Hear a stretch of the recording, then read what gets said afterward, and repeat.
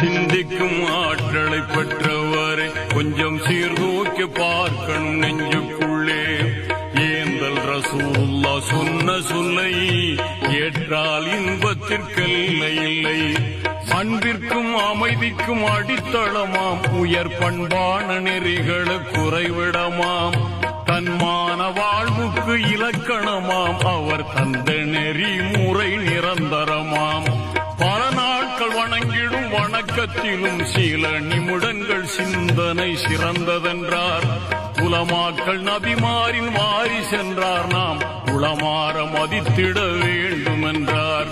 உழைப்பவர் வியர்வை உலரும் முன்னே அவருக்கு ஊதியம் கொடுத்திட வேண்டும் என்றார்.